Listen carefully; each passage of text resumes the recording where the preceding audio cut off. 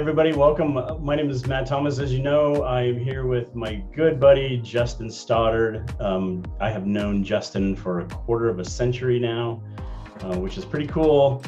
I've known you longer than I haven't known you. I just realized that. So that gives you an idea of how old I am and you are. So anyway, Justin and I were college buddies. And we've just, we met at the University of Colorado when he was getting his degree, his first degree, and I was getting my only degree. He's about to tell you how many degrees he has, and he's a professor, so he's going to sound very important, look very important, and quite honestly, he is important. He covers a very interesting topic. He has a very interesting field of expertise that he's going to be sharing with you, and I felt that it would be a great opportunity to bring that to you guys. And share him with you, if you will. Justin has spoken at my church, and I've heard him speak in, I guess, educational settings. I've watched him graduate. And so anyway, I'm very excited to have him speak to you today. Justin, I'll stop talking. Why don't you tell us a little bit about yourself? Okay. Yeah, Matt and I are buddies. That's a great story that I'll tell sometime. Is how Matt and I met. It's hilarious, but yeah, Matt and I have been good friends for a long time, and we've had a lot of fun together, sitting on top of mountains and stuff like that. So hope to do more of that. So as Matt said, my name is Justin Stoddard, and I'm currently a professor at the United States Air Force Academy here in Colorado Springs. They give me a couple of different titles there. Number one, I'm an assistant professor, and I teach military and strategic studies. And I teach a little bit of innovation as well. I'm also the chief of innovation and prototyping. And that sounds like something related to computers, but actually what they have me focus on is character and leadership development. There's a center at the Air Force Academy called the Center for Character and Leadership Development, or CCLD. And so what I look at is leadership development programs, things like that. And how do we deliver and develop better character and leadership development programs? As we go through challenges and as we're developing cadets to be officers, United States Air Force, how do we help develop them during their leadership journey? So, cool. See, I told you, everybody, he is important. That sounds very important. Make sure our cadets and the officers are well-trained and have, the best leadership qualities and that kind of thing moving forward. That's certainly what we want for our military. Justin, actually, you are also ex-military, correct? Thank you for your service, by the way. One of the things I'm most proud of when I mention you, think about you, is just your service to our country. Amazing. Thank you, by the way. I appreciate that very much. Yeah, it's interesting. So I did a career in the Army. I say I did 20 years. It was 20 years total time. Most of that was active duty. There was some reserve time in there as well, deployments to a deployment to Afghanistan, and then being mobilized. And it's interesting being at the Air Force Academy, being an old Army guy. Mm-hmm. My perspectives are different, and they like the war stories. Actually 2 years ago, the superintendent enjoyed some of the things that I delivered, and I was the honorary airman of the day, which I thought was hilarious, because I'm like, wow, this Army guy is an airman of the day. I guess I'm an Air Force guy too. So my parents. Now you're a flyboy. Yeah, that's right. Yeah. Cool. Very cool. So you've got degrees. When I knew you at CU, you got a degree in philosophy. Is that right? I double majored when I was at CU. I started off pre-med, and then I worked in a hospital for 3 years and realized I didn't want to be in medicine. And then I finished graduating I majored in Russian studies and then also in philosophy. Okay. And I always have to correct people, it's not Russian philosophy. That's not it was two separate things. And Russian, let's be honest, Russian philosophy right now, not a popular thing. Not a popular thing. I double majored. I was a geologist, believe it or not. And then I double majored also in Russian. And so that's one of the connections we certainly have as well. So that's right. Yeah, well, Justin, that's awesome. And then you got a degree, you got your master's at, was it UTEP? That's right. I got a master's degree in leadership studies and intelligence and national security studies from the University of Texas, El Paso. And then I finished my PhD. I did my PhD here in Colorado Springs at the University of Colorado Springs in education, research, It's actually called the Education Leadership and Research and Policy Program. So it looks at education, leadership, and research at the higher education levels. And I focused my dissertation on resiliency, and did a lot with the subject of grit and just this concept of overcoming challenges, overcoming obstacles, how we do that, and the process. And so I'm really interested in this subject of overcoming challenges and adversity, because it's all around us. And it's interesting to see, you know, why do some people keep going? Why do some people not? Things like that. And USAFA they basically wanted you to do this as your dissertation, to sort of study this amongst cadets. Is that right? That's right. The theory of, or not the theory, but the idea of resiliency, and how, well, explain that more for us. Well, it's an interesting subject, and it gets talked about in a lot of different ways. There's a lot of words that seem synonymous that are actually a little bit different. Dr. Paul Bartone talks about hardiness, and talks a lot about that concept in the military and different areas. Dr. Angela Duckworth talks about grit and perseverance, and then I like the word resiliency, and there's reasons behind that. But it's this idea that there are certain characteristics that we can have that can help us overcome the different challenges: physical challenges, mental challenges, emotional challenges, things like that. Okay, awesome. So how did you get into that field? I mean, you were an officer in the Army, and you obviously had leadership qualities. But how did you get into this field ultimately? And how did you, like, your field of your dissertation ultimately? How was that chosen, and why did you go that direction? You know, it's interesting. I feel like I've been working towards it my entire life, and I just didn't know it. And I tell people I've had some unique experiences. By the time I graduated from high school, I had moved 19 times. I went to 4 different high schools. I went to 3 different high schools my senior year. My dad moved us around a lot. I lived all over the United States and in Canada. I was in sports all the time. I did football, wrestling, and lacrosse. So there was, and physical work was just something I was always naturally kind of drawn to. I worked at a horse farm when I was a kid. I mowed lawns, fixed fences. I mean, it was just very physically active. And at one point, I like coaching, I like sports. And so I was at a local high school here in Colorado Springs, and I was coaching the football team, and something just kind of dawned on me. And there was this one kid who was playing, and he quit the team and just said, well, it's just uncomfortable and it's just kind of hot. And I just thought, wow, okay. And there was another kid on the team that took a really rough hit, and I think he had some fractured ribs and a busted finger. And I said, what are you going to do now? He says, oh, I'm playing football no matter what. And I just remember thinking, okay, I got these 2 kids here, and one of them, like, that, no, I'm not interested, and it was too hard, it's too hard. And then this other kid, I couldn't get him off the football field. So I started asking this question and started looking around me and noticing, you know, when different people face adversities, they react differently to them. And even 2 people that face the exact same adversity will act completely different. And so I wanted to know why. Where does that come from? Is it how we're raised? Is it differences of ideas and perceptions and values? What is it? And why do we act differently to the adversities around us? And that led me to this subject of resiliency. I was actually in my PhD program, and I was working on a project with a classmate of mine, and she actually found something called this Resiliency Framework developed by Dr. Glenn Richardson from the University of Utah.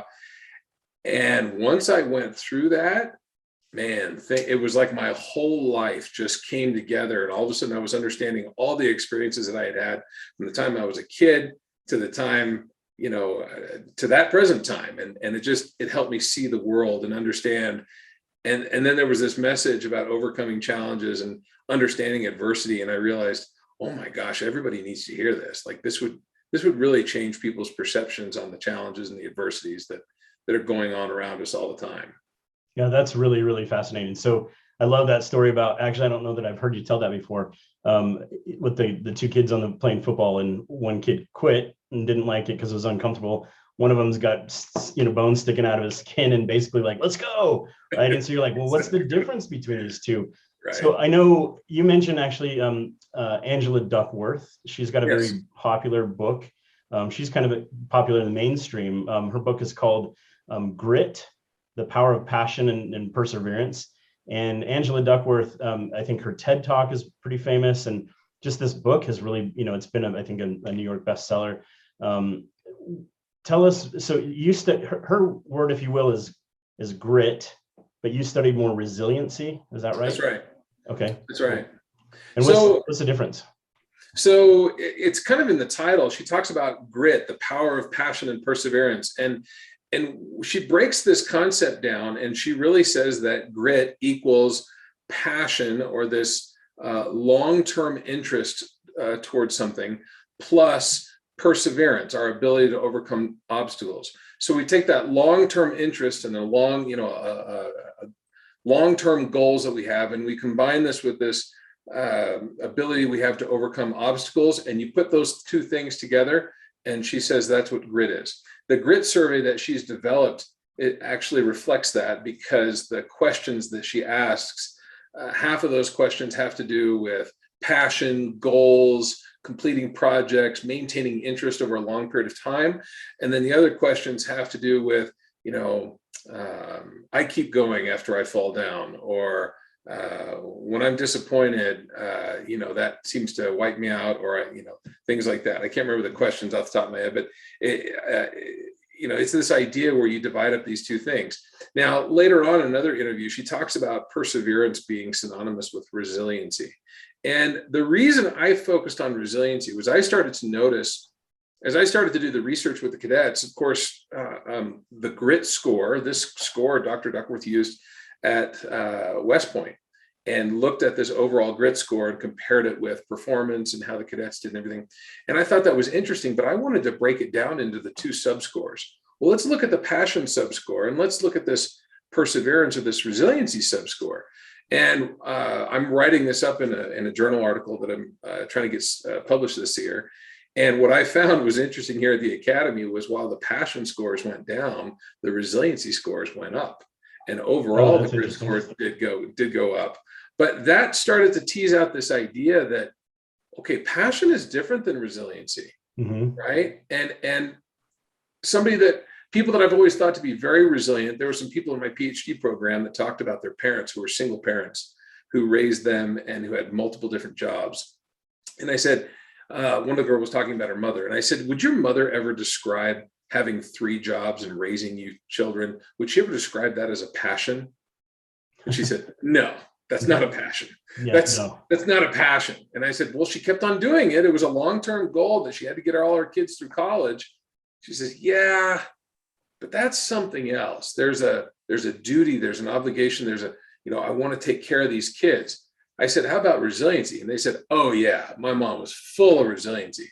And so what I realized is, well, I don't know about this subject of passion, but the resiliency seems to be really where a lot of this power comes from, to overcome these obstacles. And, the word passion is problematic, and I talk about a little bit about that. It's a great concept, but resiliency, I think, is where we gather a lot of power and a lot of strength from. Okay, that makes sense. So I see the difference now, and that's a very clear distinction in my mind now. I appreciate that. So let's talk about passion again. So you're not passionate about the word passion. It's funny to hear you say that, because you actually get passionate about dispelling passion, Right. because you claim you don't have a lot of passions because you haven't found a specific hobby or something like that. But tell us more about why you don't like the word passion. Right. So the challenge really is with the connotation or the how we imagine the word passion. And when somebody asks us, what is our passion? Or somebody says, I'm passionate about something, the way we use the word and the feelings and the ideas and the thoughts that we attach to the word passion are typically something that are so far beyond us that it's almost something that we think we could never obtain. It's almost like using the word perfection, right? Like, okay, that is I'm never going to be perfect. I'm going to try to become better, but I'm not going to become perfect. A lot of times when we think about people that are passionate, if I told you that I had a friend that's passionate about photography, you might have an image in your head of a person that's always carrying a camera, right? In their house, they've converted one of the rooms in their house into a dark room, and they develop photos, and you go in, they got photos all over the place, and they've got, 7 different cameras and all these different lenses and bags, and they're passionate, and all they can think about on their weekends is, what am I going to go photograph? And I'm going to go photograph this and everything. And there's a lot of different things, right? And some people may be like that. And I'm not bagging on that at all. I think it's a wonderful thing to have, some people may be four-wheeling and off-roading, and every single weekend they go do that. But even researchers have discovered that it's something like 70 to 80% of people don't feel like they even have a passion. They don't feel like they have anything that they're passionate about, because passion seems to be way beyond them. They're like, well, I don't have anything that I feel like that about. And so I say, okay, let's set that word passion aside. And let me just ask you, what do you love to do? Is there an activity that you really love being involved with? As a matter of fact, to take it just a little bit further than that, is there an activity or some sort of thing that you like to do to the point where you lose track of time, right? Where you find yourself in this sense of flow, where you're completely engaged in this thing, and it's really fun, it's really enjoyable, and then all of a sudden you look up and you forgot to eat, and you missed an appointment, and oh man, I was supposed to pick up the kids from school, dang it, or you're doing something, and all of a sudden it's 2:00 in the morning. You're going, oh gosh, I got to go to work the next day. But you were so involved in this thing because you were having so much fun, it was so interesting, that it just totally sucked you in. Now, lots of us have things like that, right? I mean, it could be video games. I like to work on cars. You and I have worked on cars together. I can blow a whole Saturday just turning wrenches, right? And it doesn't have to be old cars, it can be new cars, whatever. I like just fixing things. My mom likes doing family history and genealogy work behind a computer. Other people, there's so many different things. And I'll ask people, well, do you think you're passionate about those things? And they say, no, not really, but they're really fun, and I really enjoy doing it. And I say, that's where you start. That's really what we mean by being passionate, I think, is what do we love doing? When do we experience this flow? When do we find ourselves so involved in an activity that the whole rest of the world just disappeared and time seemed to stop? That, I think, is critical to understand when those moments are in our lives. Okay. That makes more sense. So let's talk about, let's go back to your work. Well, let me ask you this. So we talked about Angela Duckworth again. I literally just did this today. In fact, if you Google grit, like, she dominates that topic. Oh yeah. And so if somebody Googled, what's the word that you would dominate on the internet? Is it resiliency? Is that what you feel like you have studied? Well, resiliency, and I'll talk a little bit about that, because I think you'll see the words resilience and resiliency out there. I don't think I've cornered the market on any words. Well, maybe not. Maybe not. Maybe not yet, right? But I'll tell you why I like resiliency. So when you go back and you look at the history of this idea of overcoming challenges and obstacles, this was developed by a guy named Dr. Norman Garmazzi and Ann Maston, Dr. Ann Maston. And this was developed in the 1970s. And they started calling this stress resistance. And what they noticed was they started looking at families that had a lot of difficulties. And they would look at the children that came from those families. And as you might expect, some of those children would come out and they would, adopt some of the challenges and some of the struggles that their parents had, and they would also struggle. But what they also noticed is there was children coming from these same families that did extremely well. And so they said, well, now what is this? They're, 2 kids emerging from the same household where there's all these challenges, problems, abuse, alcohol, different things like that. And yet one of them can't hold a job. One of them is struggling in college, doesn't even want to go to school, lacks direction in life. The other one is just killing it. I mean, they are focused. They're getting their homework done. They're going to college. What's the difference between these two? And so when they termed this stress resistance, or a resistance to stress, right? But they looked at it as a character trait. Now, when we think of character traits, we typically think of traits as things that we either have or we don't have. Are you patient? Are you not patient? Are you a hard worker? Or are you lazy, right? We very often look at these as light switch traits that you either have or you don't have. Very rarely do we look at these as spectrum types of traits. And that's actually a more realistic way to look at it. And as time has gone on, even the definitions that people will use to describe resilience and resiliency describe a process of changing. One of the definitions that I like comes from the Air Force, but there's a variety of definitions, and they all allude to this ability that a person has to withstand, adapt, grow, learn, and change as a result of the adversities that they're facing. Well, that's not just a trait, because withstanding something is different than adapting to it, right? Adapting to it is different than learning and growing from it. Those are all related, but that describes a process. The reason I like to use the word resiliency is when you get into the etymology and word construction and things like that, resiliency seems to imply this process, this dynamic changing process. Our resiliency goes up and down. It changes. When I'm in the middle of a huge adversity, my resiliency might feel like it's pretty low. After I conquer that thing, or I figure it out and I overcome this thing, my resiliency might feel higher. And so it's constantly going up and down. What I like to tell people is, hopefully your resiliency looks like a stock ticker for something you're really happy you invested in. There's lots of ups and downs, but the overall trend is going up. Awesome. Yeah. Well, you actually make that point in your presentation. One of the presentations I've seen you give to large audiences is you ask people how they kind of define adversity, right? And what are the words that they associate with adversity? And it's interesting because they're able to text that in, and in real time it goes up on the screen behind you, and it shows this display kind of what's the audience thinking, right? Like, what do they think about the word adversity, which is really cool. And then as you present your materials and you talk about resilience, you give some examples of people overcoming adversity, you ask them to then write those same words. How do they feel about adversity? And their names, the words that they text into you are totally different. That's right. And so that seems like that's kind of what you're talking about. Like you said, a stock ticker overall, it might be up and down when you're in the moment, you don't feel resilient, but overall the trend you want to see going up. And that's, as we go through more challenges and trials, are we building that resiliency then?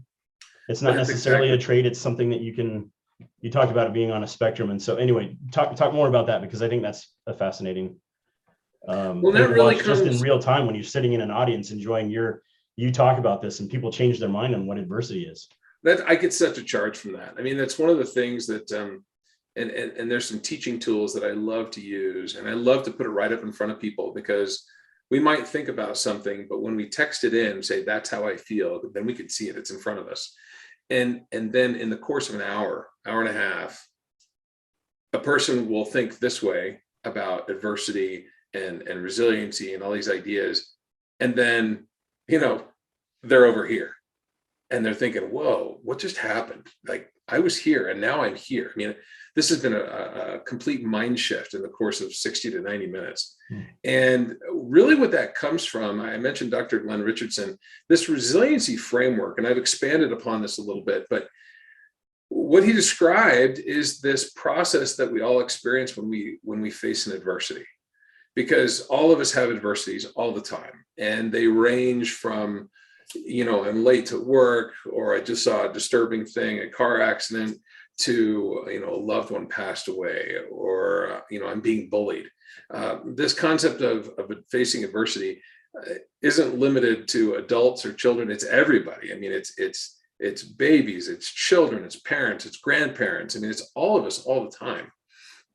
And so what I discovered is when we face this adversity, we all kind of get disrupted, and we all go through this process of working through all of the things that we've already brought with us, and then using those to deal with the adversity, to cope with those adversities, and then reemerge.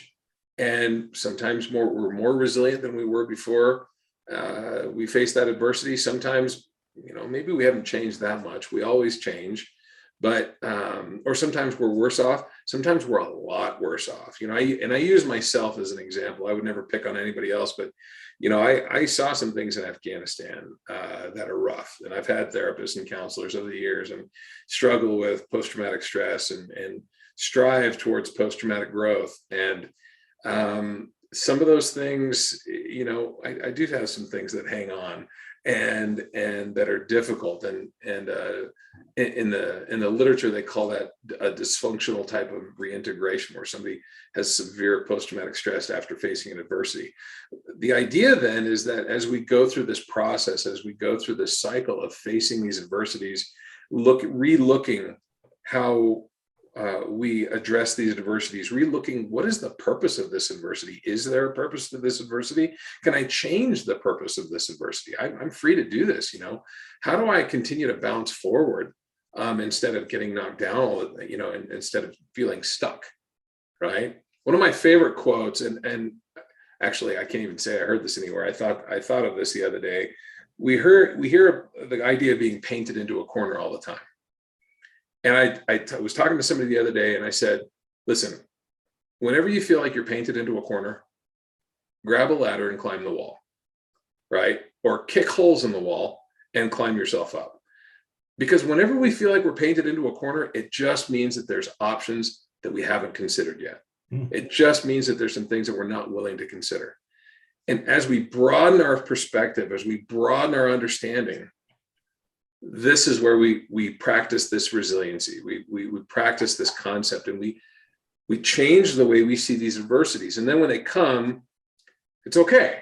The adversity is like, well, I don't like this. This isn't great. It's still going to be painful, but I know how to get through this. And then I know how to help somebody else get through this. And then we start helping each other out as we face these adversities and these challenges, because it's getting tougher and tougher all the time in a variety of different ways we can't even imagine. So, but I love that shift. And by the end, and I'm talking to people in the crowd, whether cadets or adults or high school kids, I said, so what do you think? And they're like, I had no idea. Like, I didn't even, this is, okay, I got to rethink this thing. There was a guy that said, you know what? I didn't want to go to work on Monday because there's this project that our group is involved in, and we just keep beating ourselves against, the wall on this thing, and we just can't move forward in this thing. And he says, it's made it so I don't even like going to work. He said, and after listening to you, I realized this is part of the job. Part of the job is working with a group and not always being able to find an easy solution. Sometimes part of the job is working with a group and banging your head against the wall for a while until something breaks loose. That's part of the job. That's part of the process. And so he says, I'm okay now. I'm good to go to work. Things are going to be fine on Monday. And I thought, oh, that's where I got fired up. And I'm like, there we go, man. That's awesome. How we're facing the adversity. Something that you just mentioned a little while ago, you mentioned that, we wonder if resiliency is something that you're born with or you're not. And that might worry people. Somebody might get in the mindset of, I don't have this, my makeup, my chemistry. I'm not this person. I can't be resilient. I can't overcome. I just generally am not an overcomer, right? So right. What about like, you said that it's a process. Is resiliency something that can be built over time? Absolutely. Okay. Absolutely can be built over time. And as a matter of fact, anybody that says you can't be resilient, I would start with one question. I say, can you walk? Right? Can you feed yourself? Can you pick something up? Because all of us started out as babies that couldn't do anything. We couldn't take care of ourselves. We couldn't walk. We couldn't feed ourselves. We couldn't do anything. Right? And then we started to learn to walk, and we learned this process. And then we fell down and we banged our head. Man, sometimes I worry about how often my kids banged their head. I wonder if I bang my head that often. Golly. But we do this, and we're like, okay, well, let me steady myself, and then we learn to do this again, right? Regardless of what it is, we always start out not knowing how to do these things. Now, as adults, right, we get into a brand new job. We don't know how to do that job. Okay, well, what do? Well, we take one day at a time, one moment at a time. We talk to somebody, and then we figure out, well, this is how I do it. There's my grandparents My mom for a while was like, I don't understand these computers, but she got a computer and she figured it out. She emails all the time. She's great. Right. And it's like, well, I don't know how to do this, but I can figure it out. I'm an intelligent person. So what do? Well, I hit this button and then I hit this button. Now, and so let me absolutely, we can develop this over time. Okay, Everybody so can. You can develop resilience. Is that part of a distinction then between resilience and grit? Because you either have grit or you don't?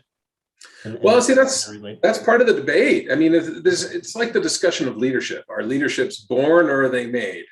And some people say, well, anybody can be developed into a leader. And some people say, no, you're either born that way and you're not. I've even heard some people say, and there might be some truth to this, that anybody, can be developed into a leader, but some people are just not leaders. Like that's just not part of their personality and they struggle with it. And that's just not something they're going to be great at. Grit seems to be something that we display, right? Now, can we develop it? I think so. In Dr. Duckworth's idea, can you develop a passion? Well, I think so. If you have this long-term interest in any long-term goals, can you build your ability to do this? Yeah, I think so. Can you develop your resiliency over time? Yeah, I believe so.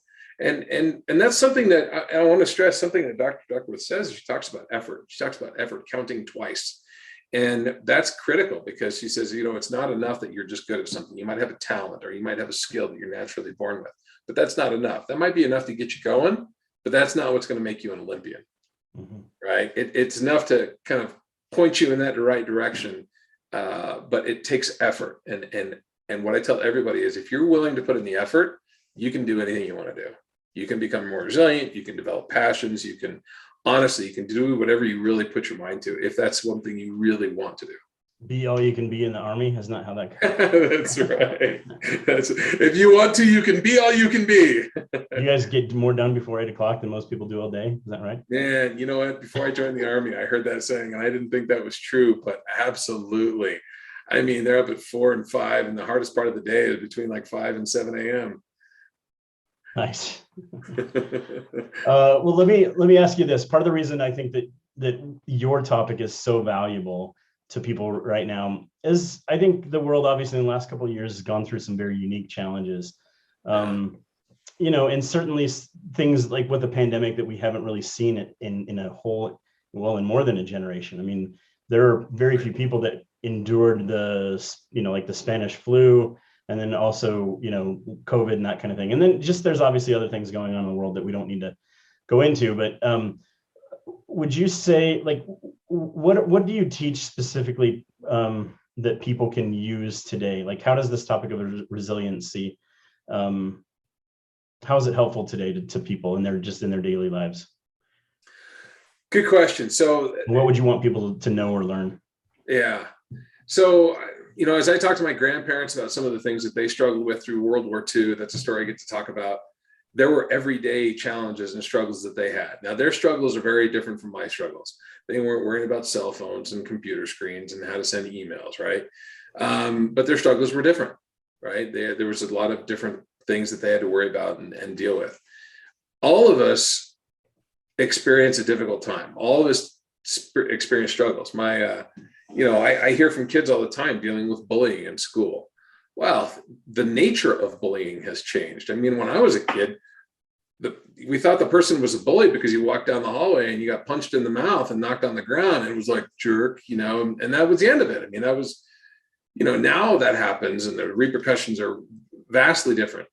But when I was a kid, there was no cyberbullying, right? That didn't even exist, right? So the nature of this thing has completely changed. And so all the generations, they're struggling with different types of things, but particularly right now, COVID introduced some challenges that none of us had ever even imagined.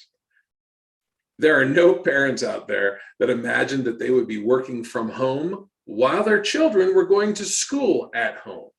And I've read some statistics online that said that the rate of like child abuse and spousal abuse and things like that went up during COVID. There were people that, were spending a whole lot of time together that weren't used to spending that much time together. And what do we do now, right? None of us had Microsoft Teams or Zoom or any of these other things to chat with. Now, those have increased our capability. And that's something I like to highlight is if people say, well, COVID's been terrible, and yes, I would never say that there's, good things about COVID. My own mother-in-law passed away from COVID, and certainly it's been a struggle for our family. And yet, I look at our ability to communicate using things like Zoom and these virtual meetings. I teach virtual classes now. That wasn't even a thing before. Teachers have become proficient at teaching, online, teaching in person, doing both. We do these hybrid classes now where I've got a group of people in person and I've got a group of people online, and I'm working with both of them at the same time, just like we're all there together. And that's a real example of overcoming adversity. I mean, we've all, exactly. Essentially at this moment, we're all survivors of what we've been through, right? And we all figured ways to get through it one way or another. Sometimes with, some of us have really come out just, looking great and smelling like a rose. And some of us have, kind of, struggled with different things through the last couple of years, if you will. But right. But yeah, I mean, the things that you're talking about are examples of overcoming adversity. We've changed the way that we do things, but right. But that's ultimately overcoming adversity. That's this process. And that's why you don't just say, well, do you have resilience or do you not have resilience? It's like, well, resiliency is this process, because as the new challenges come, well, what is our ability to participate in this process to deal with these new challenges? It's a skill, just like anything else, an ability and a skill. And I'll tell you, Matt and you and I share a lot of deep feelings for the Russian people and people in Ukraine. You spent time for a couple of years in Russia. I did too. I spent time in Ukraine, and I also spent time in Kiev.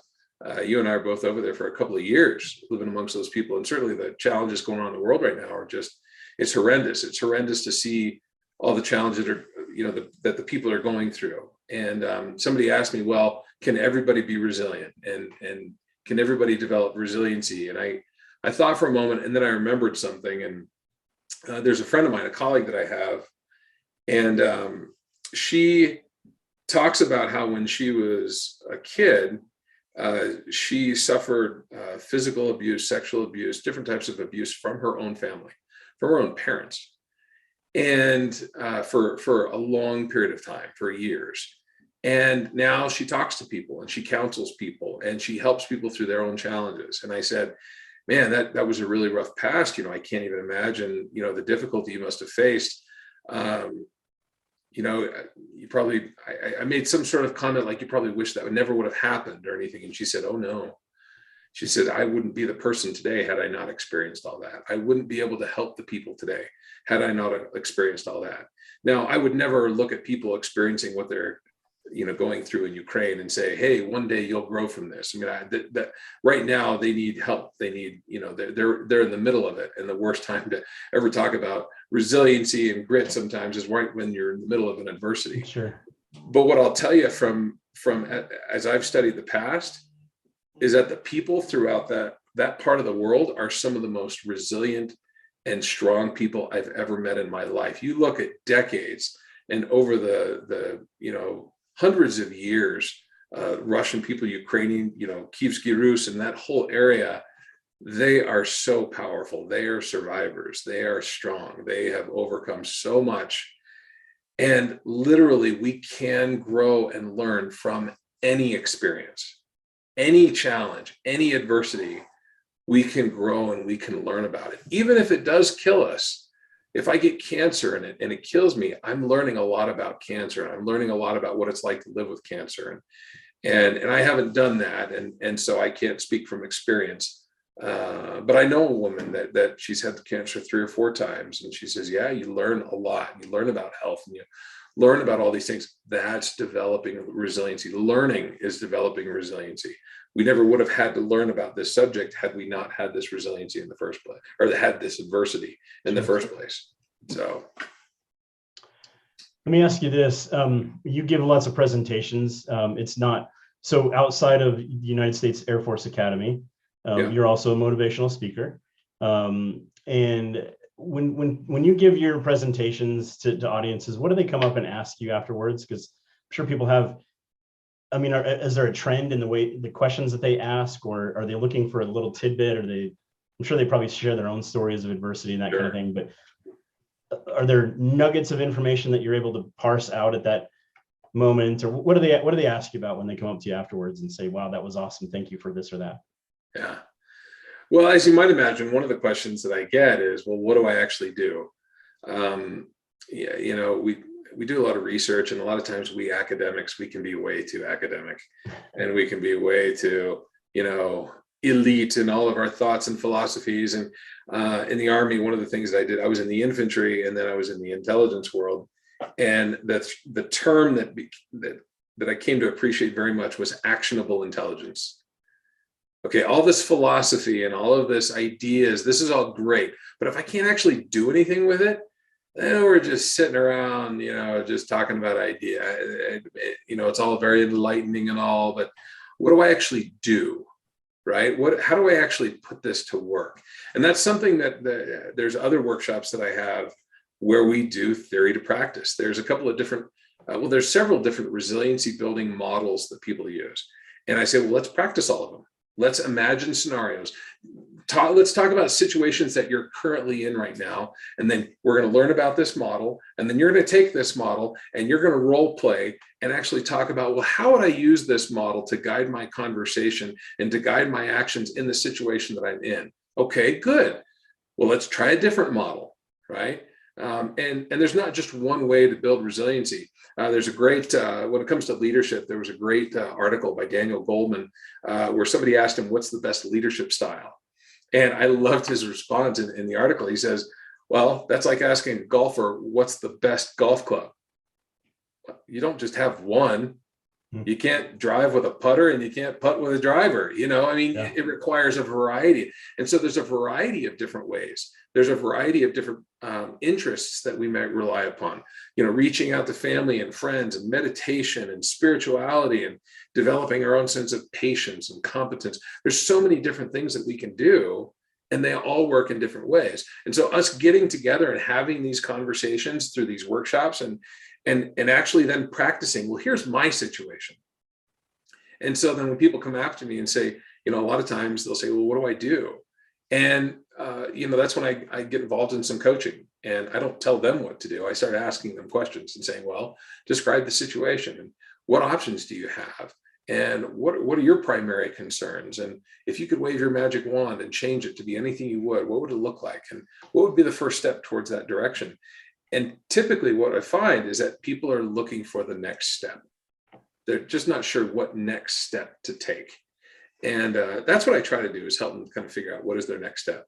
And they'll also ask me about my military career and, different things that I experienced there. They'll ask me about living in Russia and living in Ukraine.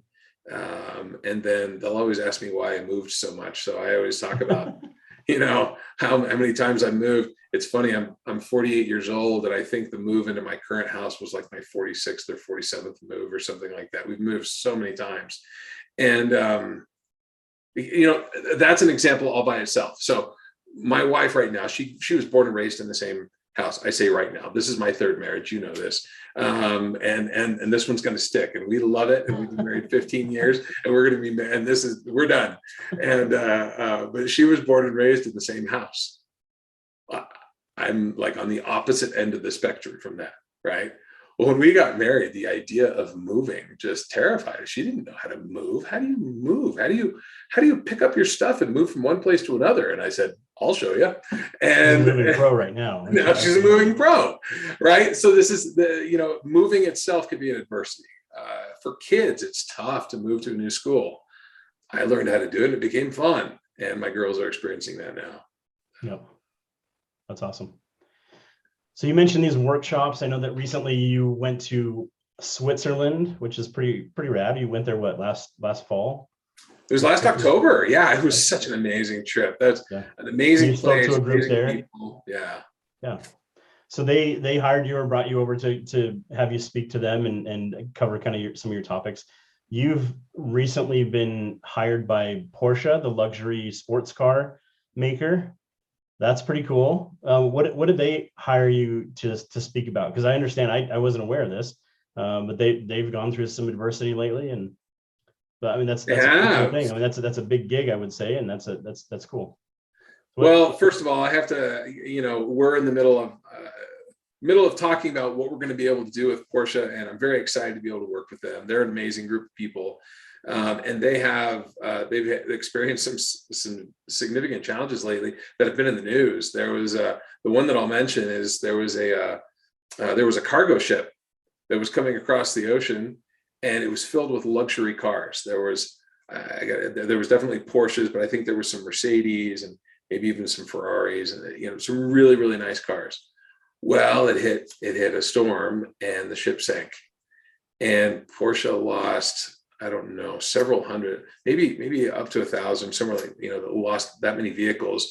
And I think the ship itself was owned by Porsche. So this is a huge financial loss, right? Not to mention the fact that there's been a chip shortage for all the different car manufacturers. Certainly what's going on in Ukraine has affected a lot of people. And so when they called, they said, this has been a challenge. There's orders not getting filled. And obviously this is posed as it would on any company, posed a financial challenge. And we'd love to help you come and talk to the people here about overcoming adversity and what do we do with these things like this, and to be upbeat about it and not all doom and gloom. And I said, the future is not full of doom and gloom. The future is very upbeat. The world is going to be what the world is, but we can change how we react to the world. We can change how we perceive the world, and the world can do whatever it's going to do, and we can still be okay. We can be at peace in the eye of the storm. The world can rage around us, and that's just fine. And we can be in a place where we can operate, make good decisions, work together, teamwork. There's resilient teamwork, resilient leadership. And I'm really looking forward to working with Porsche on these workshops and possibly even getting into some coaching and things like that, just to help more people understand that, hey, these adversities, these are opportunities to grow and learn. These are opportunities to adapt and change the way we do things as we know that we need to. Innovation is critical. I'll tell you, one of the big killers of innovation, is this idea of a growth mindset versus a fixed mindset. And Dr. Duckworth talks about this growth mindset that looks at failure as just a step in the learning process, whereas this fixed mindset is, well, I failed, that's it, I'm done. Or this fixed mindset that I'm just not good at math, or, well, we just can't do that. And I talked to a real estate guy one time that said, instead of saying I can't do something, ask yourself, how can I do something? Even if it sounds outrageous, what conditions would have to change so that I could do this? And then you start working toward making those conditions happen. And so, yeah, I'm looking forward. I got to speak in Switzerland. It was the International Leadership Association conference that took place in Switzerland last year. This year, it's going to be in Washington, D.C., and I haven't heard if I've been accepted that for yet. I'll hear in June, but I definitely submitted some things there. And looking for, there's a couple of other conferences that I'm going to be going to as well. But really, it's I know that, from mom and pop shops to huge corporations, we all experience different struggles and difficulties. Universities are facing a lot of adversity right now because a lot of their budgets are getting cut. There's fewer students. That's affecting tuition. So that's a type of adversity. And how do we deal with that? How do we create innovative solutions? Well, you don't create innovative solutions when you're thinking doom and gloom and negative and depressed, right? That your mind, it's just hard to operate from that position. And so to get in a more positive, more upbeat position, we realize, okay, all right, got some adversity. We're going to grow and learn from this. May stink along the way, may hurt a little. But what do we do when we go to the gym? Right? This is the funny thing. You ever thought about this, man? So you go to the gym and you beat yourself up at the gym, you get shredded, you get swole, right? And what do? We're tearing our muscles apart. And the next day, man, we feel like death, man. We're so sore and you barely feel like you can walk. And then what do? And you go back to the gym again. And we go do it to ourselves again. And in the physical world, building muscles, we do this to ourselves all the time. We face adversity because we know running into that adversity and jogging and running and cycling and, doing Pilates and doing CrossFit, all these things are hard. And we're eagerly jumping into these things because we know it's going to make us, bigger, faster, stronger, more agile, better at overcoming obstacles. But sometimes we run away from those psychological adversities or those emotional or intellectual, spiritual adversities. And yet it's the same thing. When we turn into those things, I think that enables us, gives us the opportunity to grow and learn from those things too. That's awesome. One of the things that sticks out about your presentation that you give is the story about your grandfather. And I remember you telling me the story about your grandfather decades ago, and it was fascinating then. And then you tell that story in the framework of this, some of your presentations. And I think, I don't know exactly how long we've been going. It's a fascinating story. Maybe we can do another time where we talk about that. But in short, your grandpa was involved in World War II and he became a prisoner of war. Is that right? That's right. He actually finished pilot training. He joined the Army Air Corps and finished pilot training in the fall of 1941. In early November 1941, he was assigned to Hickam Airfield in Hawaii, and within a month, Pearl Harbor was attacked. And he was, he fought in the Pacific, during that time. And at one point got shot down and ended up in the Ofuna POW camp and then the Omori POW camp. He actually spent time in POW camp with Louis Zamperini. Louis Zamperini, in his book Unbroken, writes about my grandfather, mentions him in a letter. Lauren Stoddard, you can actually find that in the back of the book. So just amazing, some of the challenges and the adversities and where his mindset was. And he kept a journal during that time, and he wrote a lot of things down, and I have that. My grandparents wrote a book about it, their experiences and what it was like for my grandmother, to get the letter, saying that he had been shot down, and what that did to her, and what happened to her mind. And they celebrated over 65 years of marriage together, and just an incredible couple, incredible story. I asked her one time, I said, well, how is it that you did all of this? And we talked for a while, and I realized she was a teenager during the Great Depression. And I thought, well, gosh, if there's ever an example of, an adversity that prepares you for more adversity, which prepares you for the next adversity. I mean, there's a whole generation of people there that experienced some really, really difficult times. And it got them ready for more difficult times, and it got them through that. Well, that's awesome. I appreciate you bringing that up, actually, because first of all, that is a phenomenal and very fascinating story. So I don't, whether or not you and I will cover that at some point, I don't know, but your YouTube channel, you can go there, and we'll make sure that story is posted somewhere. I think that'd be fascinating for people to tune in to and check out that story. That story is absolutely amazing. But it's a longer story, and so we won't go over that in detail, but it does bring up the point of, you just mentioned there's a whole generation of people. It seems like there's a generation called the greatest generation. Right. And they obviously went through, they went through the Depression, they went through the World War II and that kind of thing. And they just seem to have all this resilience, and that's, I think, part of why they're the greatest generation.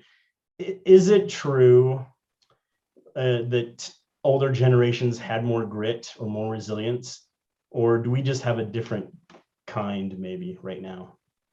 I know you said we obviously go through different challenges, of course, but right. There's a lot of people like to joke right now about the Gen Z, for instance, and it's not their fault that they've grown up in a very comfortable environment, right? But right. I'm sure they'll have their own set of challenges. So anyway, what are your thoughts on that? Are there stronger generations? Are we building soft generations right now? Well, it's a funny thing. I mean, now I sound like an attorney. It depends, right? I think there's a little bit of truth. Or you're gonna sound like a get off my lawn kind of an old guy. Right. You're darn right there is. You're darn right there is. What's wrong with these weak? No. I mean, like I said, it's just different. I think about, before I talked about bullying, man, when it comes to bullying, I'd much rather get punched in the mouth than to have my phone ring 100 times and to have somebody blow up, my email and stuff like that. Golly, just punch me in the mouth and get it over with, and so, but I'll tell you, the expectations were a lot different. So I did a career in the Army, and but one day I was putting on my boots and my socks, and I just thought to myself that during the Revolutionary War, that soldiers walked from one state to the next state. And to another state. I mean, they walked for days, weeks, months with not only not the boots and socks that I had, but sometimes with nothing more than, rags covering their feet. And if they got a pair of boots, the boots they had back then were one boot fits everybody, like one boot. Like there wasn't a left boot and a right boot. There was just boots. I mean, there was no comfort to these things. And I think to myself, well, could I do that? Could I just wrap some gauze and some cotton around my feet and walk from here to Colorado, go walk to Utah or to walk up to Wyoming? I don't know how I would do that. But back then, that's all there was. And so I'll tell you what I do believe in is I believe in the human spirit. I believe in abilities need to survive. And so it doesn't matter what situation people are faced with. People will always do what they have to survive. Now, having said that, there was a lot more things attacking people's survival back in the late 1800s, early 1900s, right? And so now things have become a lot more convenient. Our medicine is far more advanced than it used to be. So there's sicknesses that we don't have to worry about as much. People aren't dying from the common cold as much, right? People aren't dying from the flu as much. People aren't dying from simple things. And so we got used to that. We talk about people that old pioneers that crossed the plains. And I was involved in this reenactment one time. And they said, if you were a pioneer, and you had to go back then, what thing do you really appreciate now? And I just thought to myself, plastic. Like I just appreciate plastic because back then they were dealing with canvas. And did that make them more resilient? I don't know. They probably complained. They probably had a bad time. They were probably ornery about it too. But they didn't really have any choice. The only thing that I get concerned with sometimes, I heard a quote, and I think it's worth discussing. And this quote says that tough times create tough people create good times create weak people, and weak people create tough times. That there's almost this cycle, right? That if we become too complacent and if we become too comfortable and life becomes too easy, maybe we don't have to do hard things anymore. And there's that movie WALL-E, right, where people go out to space and they're in their little hovercrafts and they get fed all the time. And I think it alludes in the movie that their bones get weaker and they just become, because they don't need to, right? And I've seen cases where physically, if somebody doesn't need to walk and they just go from sitting in a chair to sitting on the couch to laying in bed to sitting in a chair to sitting in a couch, yeah, their body is much, much different than a person that may have to ride a bike from one village to another village carrying, huge weight of products that they're going to sell. Those people are a heck of a lot more fit, not because they go to the gym every day, because their life is a gym. I mean, they're doing really hard things all the time. I think that human beings have an amazing capacity to do hard things. I just think that sometimes in this day and age, instead of things being more physically difficult, sometimes they're more emotionally, intellectually, mentally difficult than they were. Now, I didn't live back then, so I don't know. I mean, I really can't say, but I look at my own kids and I'll tell you that, man, when it comes to physical challenges, they don't seem to have very many physical challenges in their life. But the mental challenges that they're having, the intellectual, the spiritual, the emotional challenges they're having seem to be a lot more than I experienced when I was a kid. And this leads me to then believe, when my parents look at me and like, what is wrong with you? Why don't you just tough it out? And now I'm saying the same thing. And what I'm realizing is, wow, physically life seems to have gotten easier for many, not everybody, but for many, life has physically gotten easier, even though it's intellectually or emotionally, in a non-physical way, it's gotten more difficult. So I don't know. That's a great discussion to have. I'm not going to say that I have the answer to that, but that I know for sure. And one of the things that I love about being a philosopher and an idealist and talking about these things is I love the opportunity to sit down with somebody who says, Dr. Stoddard, you're all wrong here, and let me explain to you why. And I'm like, yeah, tell me. I'm interested. Yeah. And I think, yeah, you're right. So great. That's a great conversation, though. Well, fascinating.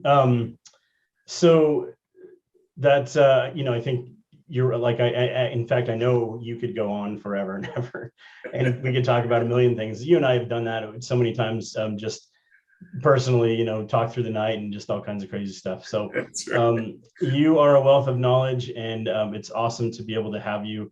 I wanted to ask you one final question. Is there anything else that maybe that we haven't covered, or is there any particular message that you would like to share or anything like that? And by the way, you don't have to, but I just thought I would ask you if there's anything you wanted to mention or talk about before we go. Sure. I will mention one thing, and that is, in the military, I remember listening to somebody who was briefing a plan, and they say, well, we hope the enemy is going to do this. And then we hope that, we'll do this. And the commander interrupted and said, hope is not a method. Okay, hope is not going to get this thing done. And I agree with that. Hope is not a method for getting things done. However, hope is a powerful catalyst.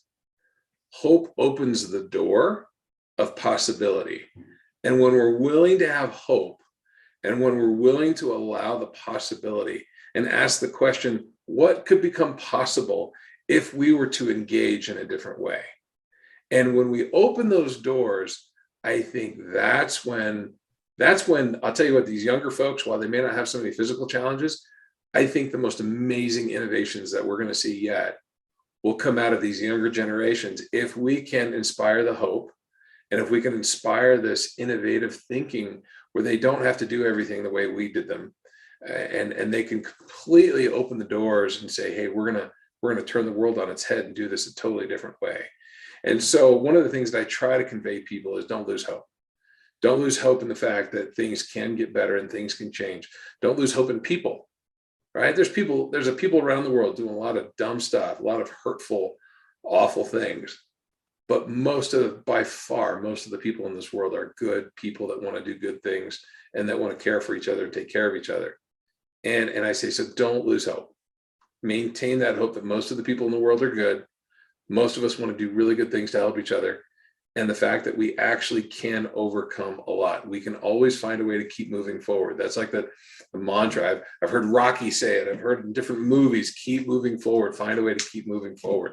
And that's why I named the company Climbing the Mountain, right? I had my own personal experience climbing Mount Elbert here in Colorado, which is the tallest peak in Colorado. And you experienced part of that too, because when I woke up that morning, I didn't know I was going to be doing that day. And I did it totally the wrong way. And I would never tell anybody to have this experience. I didn't even start hiking that day until like 12 or 1 in the afternoon. And I didn't even summit till like 5:30 p.m. I mean, I could have easily died, and you were watching my elevation gains as I was going up. But that's part of it, is that we can always find a way to climb this mountain. And this mountain are all these adversities around us. And if we can't take a step forward, we can at least look forward. And if we can't look forward, we can think forward. And it all starts with that hope, and then like, okay, I believe and I hope. And if we can do that much, and if we can inspire each other and at least spread that hope to each other, then that way we can at least get ourselves facing in the right direction so that we can start taking that next step. That's awesome. I'm glad I asked you that question. I really appreciate that. That's kind of a great way to end for sure. That was the money shot right there. Nice job. Listen, stuff. So you actually did mention climbing the mountain. You said you named the company Climbing the Mountain. Right. That we hadn't talked about your company before, but people obviously hire you as a motivational speaker. That's right. And you got a very informational Justin Stoddard here in this interview, right. But you didn't get the super jovial jumping around and the whole thing and all the animations and all that kind of stuff. You're looking very professorial right now with your books and sitting down. But Justin is a phenomenal speaker and very entertaining. So how do people get a hold of you and access your company, Climbing the Mountain, and potentially bring you on to speak to youth or to certain groups, or hire you to speak to a company? How do they do that? So the easiest way right now, the best way, is to go to this website. I started this website called climbingthemountain.blue. Now that's interesting. It's a different ending, on the end. Instead of a .com or a .org, it's climbingthemountain.blue. And I have, there's a lot of different tabs there, a couple of clips of different presentations that I've done. and it talks a little bit about who I am. And then one of the tabs is, a place where you can request more information. You can send me an email. Also listed my, my business phone, and you can call me. Please call me if you want to chat, talk about resiliency, or about whatever, and send me an email.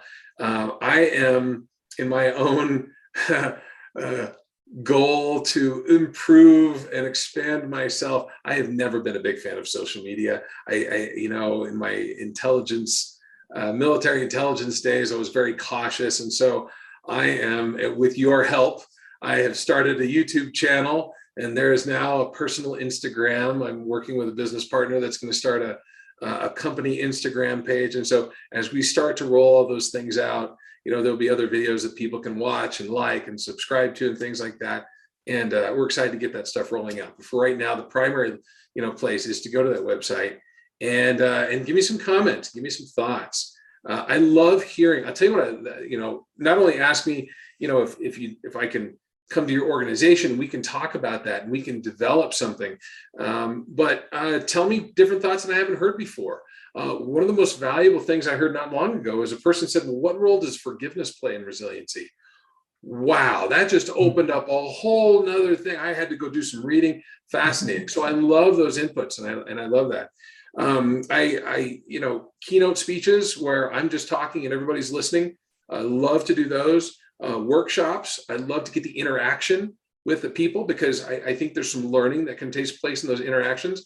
And then I have a coaching certification from the Center for Creative Leadership, and I love to do coaching too, whether it's team coaching, individual, even executive coaching, just to talk about, okay, here's some adversities, and let's talk through this process. And what does this resiliency framework, how does that apply to me in this situation, and how can we do that? And so I'm eager to share this message with everybody and to engage. And the goal is, how do we all become more resilient? How do we become better at overcoming these adversities? Because when we become better at doing that, then the world, I think that's when the world really becomes our oyster, right? We can do anything we want to in this world because we learn more. And then climate changes, challenges in climate change. Well, whoever knew that you could, gather energy from the sun and from the wind and from the waves? I mean, this is innovation. These are conversations. Yep. So that we can all figure these problems out. Awesome. Okay, so climbingthemountain.blue. That's right. And if you go to YouTube, this is the way I would suggest it: Justin R. Stoddard, PhD. And it's been tough when we first got you set up there to find you. Now, that's when correct. I type that in, I can find you. So YouTube's finally going, okay, people are trying to check this guy out. And we're just adding that as another way for people to get in touch with you and see what you do and be able to interact with you. So again, Dr. Stoddard, thank you so much for your time. Thank you so much, and we appreciate it. Hopefully everyone's learned from this. I certainly know that I have. So, hey, thanks a lot. Keep moving forward, Matt. Right? That's right. Keep climbing that mountain. Keep moving forward. That's right. Have a good one. All right, buddy. All right, see you. Appreciate your time.